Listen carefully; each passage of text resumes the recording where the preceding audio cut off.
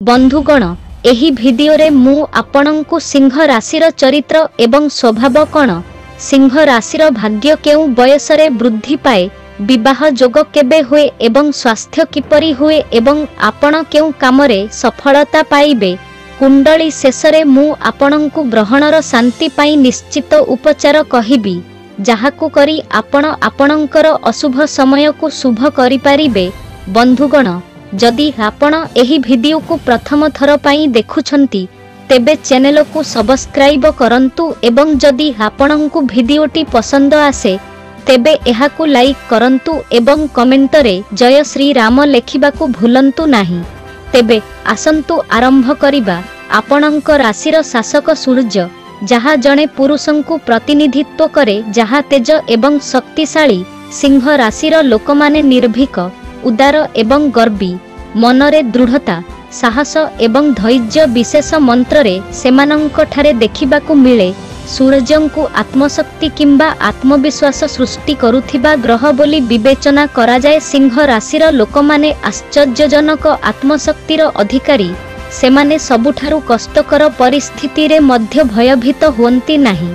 सेमानंक मध्यरे आत्मविश्वासर भावना एवं सेमानंकर बुद्धिमत्ता पूर्ण भावरे उपस्थित थाए एवं जणे नायक हेबा सत्वे सेमाने जीवन को खुशी रे उपभोग करंती। सिंह राशिर तीनोटी नक्षत्र अछि मघा नक्षत्र पूर्वा फाल्गुनी नक्षत्र एवं उत्तरा फाल्गुनी नक्षत्र। सिंह राशिर उपादान हेउछि अग्नि। आपण देखिबे जे सेमानंकर स्वभाव गरम हेबो अर्थात आपण किछि क्रोधी लोकंकु पाइबे। एही लोकमाने स्वभावरे जिदखोर एवं निज मनर राजा। एही लोकमाने सफा हृदयर एवं केबे भूल काम एवं भूल कामकारींकु उत्साहित करंती नाही। जदि केही सेमानंक पाई टिकिए भी करंती तेबे सेमाने सेमानंक पाई दुई गुण करिबाकु चेष्टा करंती। सेमाने सेमानंकर प्रशंसा सुनिबाकु पसंद करंती एवं आकर्षणर केंद्र होई रहिबाकु चाहंती। सेमानंक पाई सम्मानर अर्थ बहुत।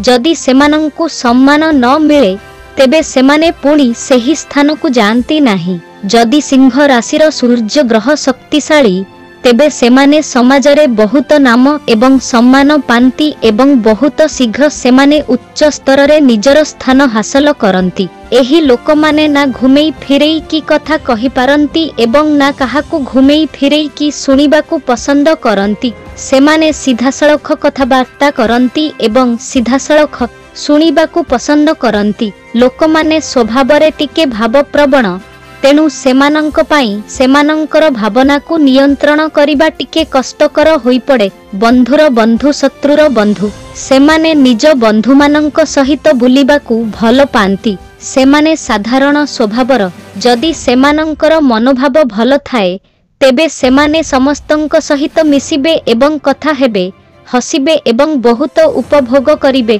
एही लोकमाने नीतिवादी एवं सर्वदा सेमानंकर नीतिगुडी को रक्षा करिबाकु प्रस्तुत रुहंती। सेमाने धार्मिक एवं सेमानंक स्वभावरे दानशीलतार भावना थाए। सेमाने संपूर्ण विश्वासर योग्य। एहा व्यतीत सेमाने सरकारी किंबा अणसरकारी क्षेत्र रे उच्च पदवी हासिल करिबारे सक्षम जहा द्वारा सेमाने समाजरे सामाजिक प्रतिष्ठा एवं ख्याति अर्जन करंती। एहा सहित सेमानंकर नेतृत्व नेबार क्षमता मध्य अछि। एहा जोगु आपणंकर व्यक्तित्व आकर्षणीय हेबो जहा द्वारा अन्य लोकमाने आपणंक द्वारा प्रभावित हेबे। आपण जणे निर्भीक व्यक्ति हेबे एवं निर्भीक भावरे सेगुडी को समाप्त करी आपणंकर समस्त शुभ एवं सांसारिक कार्य महान सफलता हासिल करिबे जहा द्वारा आपणंक पाखरे भौतिक एवं सुख संपद एवं धनर शक्ति रहिबो एवं प्रगति पथ मध्य स्पष्ट हेबो।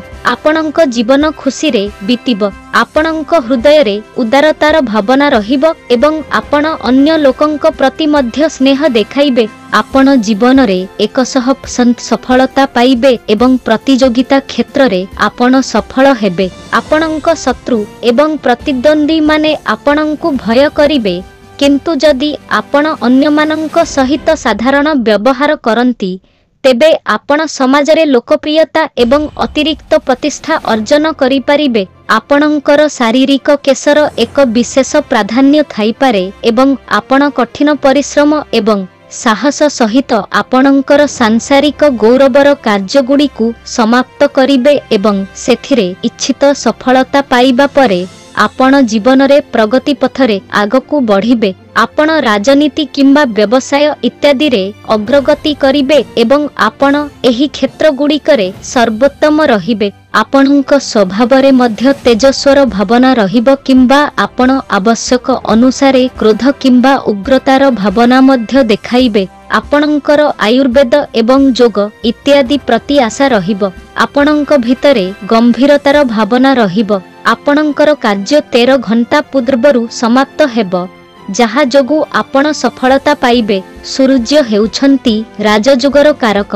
सिंह राशिर लोक माने राजा परी ईश्वरंक प्रतिष्ठा उपभोग करंती। एपरी व्यक्तिंक मुह उज्जवल एवं लाल होइथाय। आपणकर धर्म प्रति श्रद्धा रहिबो एवं आपण श्रद्धार सहित धार्मिक कार्य एवं पूजा करिबे। एही कार्य क्षेत्र रे आपण सतसंग इत्यादि रे मध्य योगदान देई पारिबे। पवन अंचल रे भ्रमण किंबा बुलिबा आपणंकु आकर्षणीय लागिबो। आपण समय समय रे एपरी स्थान गुड़िकु परिदर्शन करिबे। एही परी आपण सबु किछि उपभोग करिबारे आपणंकर समय बिताइबे। सिंह राशिर व्यक्ति अग्नि उपादान रे गठित।